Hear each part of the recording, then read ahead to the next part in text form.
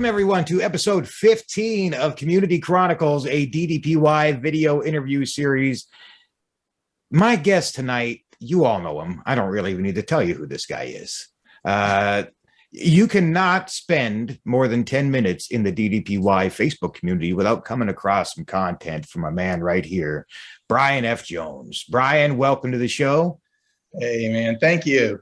I reached out to Brian. We got a little shotgun episode going on here where I said, you know what? I got time. Let's get some of these things in the can. I reached out to my buddy and said, what are you doing in an hour? And of course, being the guy that he is, jumps right in here, helping me out. And I knew it. That's the type of guy he is. It's what he brings to the community. It was in between, like you said, once it's dark, kind of the crane activity diminishes. So I've got a little bit of free time. So yeah, I mean, anything you need, my man. All right. Well, until they start crowing at sunrise, right? And then you got to get back out there. But Brian, I really appreciate that you took the time to sit down with me here. It's always great chatting with you. I feel like if people don't know the Brian F. Jones story by now, then they've been living under a rock. Like, not to toot your horn too much. It's just that I think you've done a really good job of showing people what's possible, right? Yeah. With a program like this, and that you've stated even you yourself are kind of amazed at the fact that you're able to do the things you're able to do now, knowing where you came from. So I could give it, but why don't you give us like the uber quick snippet synopsis of what brought you to DDPY and where you're at now? Sure. In the course of my duties as an insurance adjuster, I fell from a roof almost 2 stories. At the time, I was 320, 325 pound range. So any of our engineers or scientists could probably figure what that force is, but, straight down onto concrete, landing in a standing position, I shattered the ends of both my tibias, broke the talus bones in both. They're called pilon fractures. When it happened, thought we both broke my back, but didn't. So was never supposed to walk again, or at least never walk unassisted. Best case would be a walker, but more than likely a wheelchair. 11 surgeries, almost a staph infection, almost the amputation of the left leg. And no real future. I didn't take the diagnosis. I refused to accept the disability. So I figured, well, they're telling me I can't walk, it doesn't mean I can't crawl. So I started crawling. Well, one thing led to another. Crawling, a guy with these bashed up legs I ended up finding powerlifting and start a program called Starting Strength, and Mark Ripito, a world-renowned strength coach, who took me and said, I think that if you squat, we can get you walking again. I squatted, I walked again. I owe the world to Mark Ripito. I owe the world to Starting Strength. And I became a power lifter. I'd never touched a weight. And I went from, having been in the hospital bed for 5-6 months, completely infirm, atrophied. When I finally got out of the bed, I couldn't even pick up my little 3-year-old daughter. I mean, I couldn't pick up anything. I went from that to deadlifting over 600 pounds in a matter of 18 months. All because, I refused to listen. I refused to quit. And that went great. But part of my experience as a power lifter was, along with being able to put 400, 500 pounds on your back and stand up and squat down and stand up multiple times. Like my grandma used to say, if you want to shit like a bear, you got to eat like a bear. So I decided to eat like a bear, and, I started getting even bigger and bigger and bigger. And, like a lot of us that are in this community, I have my share of mental situations and things going on and my own issues. And it was really easy to hide behind that big beard and that, that big guy, keeping people at a distance. But so that worked well for me until I decided to go back. I was really having issues with pain in the legs. I mean, pain. I couldn't sleep. I'd have to crawl from the bed to the bathroom, at night. It would hurt so bad. The only thing that would get me walking again was if I'd go every morning, I'd have to go down into my garage and lift, kind of crack things in, and I'd be good until I stopped. And once I stopped, everything would seize back up. Well, I went and got x-rays, and they told me that it's not, they didn't even realize, they couldn't figure out, they didn't know how I walked in even. And they brought even interns in to say, look, this guy has collapsed synovial gaps on both legs. He's got no synovial fluid. It's just grating. He said he shouldn't be walking, but there's a lot of things he shouldn't be doing. So that was kind of cool. But when I found that out, that the pain was just going to keep getting worse and my legs were just going to keep deteriorating, I decided to quit. I mean, I legit decided to quit, and I went home and sat in the fucking lazy boy, and damned if I was looking at Facebook, I think partially crying, partially just fucking angry. And like everybody else, I saw the Arthur video. But the thing about the Arthur video, and I think I've said this before, was when I first saw it, I thought it was a video, one of the ones that someone had made about my thing, because there are some gyms and stuff out there. I've been able to do podcasts. I've been able to do some speaking engagements and different things. And there are some gyms that have kind of used, which I'm fine with, because anything to show people what's possible. And I thought, how ironic, because it was saying doctors told him he'd never walk again, but he proved him wrong. And I was thinking, isn't this a kick in the ass? And instead, it turned out I see Arthur running towards the camera. I found out about the program, and within 2 weeks, I decided I was going to be an instructor. I've not looked back. That's awesome. Every time I hear that story, it's no less impressive and no less inspiring that you go from just completely shattered, James Caan crawling out of the Mustang legs to, now working on your level 1 certification, on top of managing to do, the powerlifting thing and get a bunch of weight on those legs and manage to keep it up. But now going the other way and kind of stretching yourself out, the lengthening and strengthening and slimming down too. I think that I never am not happy to see a Brian F. Jones workout post. I mean, you talked about, we've seen pictures of your legs that look like my kid's forearms, holding up a 300+ pound man. Yeah. And you've gone from that to now I've seen you jump around poolside. I've seen you do backflips into the pool. I saw the beginning of a stunt where you climbed on a ladder to backflip into the pool. And if that went anything like Terry Funk's ladder moonsault, you would have landed straight on the top of your head. So it was discretion, the better part of valor there.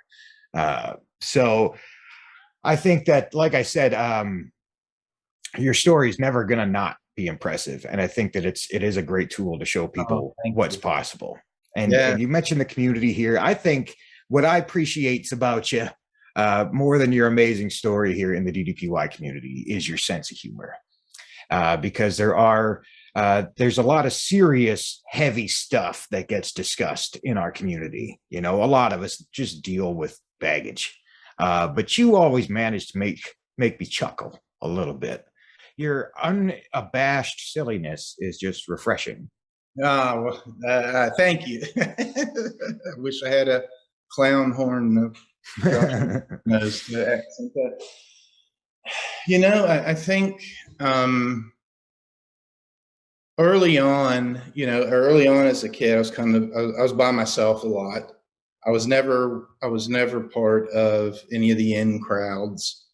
So I had to learn how to kind of glom on to whoever had a seat in their vehicle. If it was the country kids, and I'd be a redneck that night. If it was the jock, which I was a jock anyway, but I guess if you had to call me something, I'd be a jock that night. If it was church folk, I didn't know who I was, even as a kid. So I just kind of always just tried fitting in because I wasn't really comfortable, I guess, with who I was. And not saying that as a feel sorry for me kind of thing, because there's nothing that I feel sorry about myself for, and certainly nobody else should ever. Nothing. Anything and everything that's happened to me is because of me. So that's not a point, but I know what it's like to feel uncomfortable. I know what it's like to feel embarrassed. I know what it's like to be on the outside edge of things. And if I can bring someone in closer to the fire with the rest of us, and I find a lot of time that humor will do that. Speaking of which, I'm going to show you. Come here, buddy. I've got my own little Brian F. Jones roaming around here. He stole your wardrobe, as you can see. He's shirtless, walking around in nothing but his short pants. Yes. Oh, see, hey, underwear. Twinsies. This is underwear. I got. Whoa, Charlie. No, we don't need that. But Charlie just wanted to say hi. Hey, Charlie. So yeah, he has the same aversion to shirts as you do. Speaking of shirts, is that a Jackson Jones original there? Oh yeah, hey, good iron. Yeah, that absolutely is. Yeah, that's Jackson. Super. Yeah, that's a sweet shirt there. What is okay? So you have to tell me here. I see a lot of dogs at your house. Like there's multiple dogs. Why do the non-pugs not get the love that the pugs do?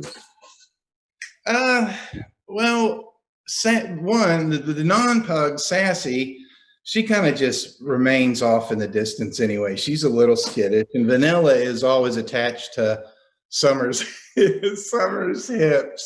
So, I'm not sure. Well, see, nobody's in here now. So the pug. Saying let's try and spread that love. I love pugs too. But I see those poor neglected dogs that are not pugs. They're just hanging out in the background. They're not getting any watermelon either. I don't see anyone. That wasn't a hoarding situation there. We're remodeling, since we just moved in. So everything that's in the pantries now on the. Yeah, that's fine. I'm not gonna do a walk around of my house for you because it is a hoarding situation. Oh, it doesn't bother me either. But I know if by any chance Summer Jones would see what I just did there, she would have a friggin' conniption. Well, buddy, you got to be quiet for like 5 more minutes, okay? Hey, he's over here. He's riding the fan bike. He's punching the kickboxing bag. He's got all kinds of stuff going on. Hey, sometimes you got to get it out. Yeah, well, why not? Why not wait until we're down here doing this? But all right. Well, there he is. There's the man, Rod. the myth, the legend, right there. How could you not love a face like that? Man, He's not all right. Well, don't ever work with children or animals in And you got the two. visual arts, and now we've crammed all the shit in. Yeah. So now that we've both been one-upped, what do you say we roll into? We're gonna do a little something different for our rapid fire segment today. Okay. Rather than rapid fire questions, I will still throw a couple at you. Instead, we're gonna do word association. I'm gonna give you a member of the DDPY community. You give me the first word or phrase that comes to mind. Okay. Okay. And I'm going to commit one thing I'm going to do, whether we do word association or if we do any rapid fire. I'm going to commit to bam right off the top. Instinctual, What it is. straight from the gut. That's Yep. hard. This is not live. We can always go back. If it's something slanderous, libelous, we could go back and remove it. All right, let's Okay. get it. All right. Are you ready? Yes, sir. Here we go. Travis Mahaffey. Friggin' great. Great. Just an absolute solid human being. Tom Wallen. Tom Wallen. I love Tom. Tom is probably the nicest person I've ever met in my life. I trust him. Louise Turk. Ah, gosh. Louise, I wouldn't be, were it not for Louise and a couple other people, I wouldn't have even still been in DDPY. Louise it has a heart of both a sister and a warrior, and I absolutely love her and Jason. All right. Dan Hill. Oh, what am I going to do with Dan? Dan is the picture of persistence, of optimism, and even when he's having issues, he's always got a hand to lift someone else up. Good guy. All right. Jen Jolliker. I love Jennifer. Jennifer's has almost lifted me up single-handedly to get my butt in gear to get this L1 taken care of. Has kind of opened my mind to some different things too, as far as affirmations and positive Thought thoughts. you were going a different route there, knowing what her business is. Yeah, But appreciate it nonetheless. Right. That's yeah. Now I hadn't thought about Kat Arnett.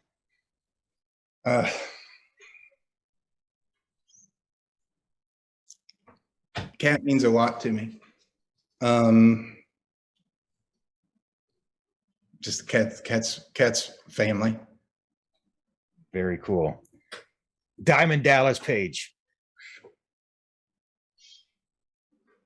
When God, you hammered me, Anthony.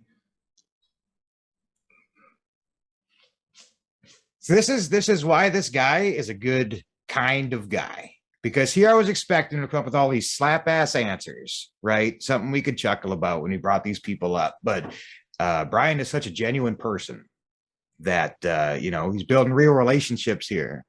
And that while I was hoping for some comedic fodder coming out of this, what I'm getting is, oh my God, this guy really cares about all these people that care about him, and it's heartwarming. Yeah, I'm not trying to get you right in the feels. I was, I don't know. Again, knowing that you're not an insult comic either, I knew we might get a little something. But, all right, no, it's okay. All right. Well, you skip right to the last one. Anthony Vignes. A dude trying to do it right. A great father. Someone that I think could be a good lifelong friend. Well, again, I appreciate that greatly. But I didn't laugh at any of those. I'm messing with you, man. I'm messing with you. But but no, your kid. Oh, I'm sorry, your kid's there, right? He's actually in the closet right now. We're good. Yeah. I'll say, hey, that's it. And there's not disturb. Yep, just not to disturb us. He's hanging out in the closet. All right. Well, we're going to throw just the two questions I'll ask. Worst advice you've ever received? Worst advice I've ever received? Grab this. More than once. Best advice you've ever received? Let go. All right. Perfect. Next, the thing that we ask everybody to do, because the show is about community, as we just demonstrated with our little word association game, that community is important to you and you are important to it. Pick one or two people here in the community that you'd like to give a little shout out to, somebody you think deserves some recognition. Wow, man, there's so many for a lot of different reasons. And of course, any that you mentioned to me there, I would say I'm going to give two. The first one is a newer member of the DDPY community, and that's Jonathan Bartholomew. Jonathan, there in Virginia, my brother is hitting the trails. He's doing the right thing. I'm going to have to get with him on his selfie game and his side. Yeah, sometimes they're a little blurry, but I'm telling you, I think JB has got the fire, and he's working. So if you guys get a chance, give him a shout out. Look at him. I mean, he's a legend in the making. Yeah, he's shredding the weight. That's for sure. Yeah. The other one would be Michelle Perez Montes. Michelle she really has become like a very close sister to me. She's a veteran. She's a warrior. She's a legend. She's been through the shit, and she's I mean, sometimes I can't figure out. She likes or loves my posts almost before I get them even posted. You know, has always been there for me. So, Michelle for sure. All right, some good ones there. Some good shout outs. So one last thing, because we like to keep these things kind of short. And before we go off the rails being too silly, we want to wrap it up so people can move on to the next thing. That's right. Just need you to give us a bang to shut it down. All right. Bang! Do it again tomorrow. Perfect. He stole my line. Thanks, everybody. We'll see you next time.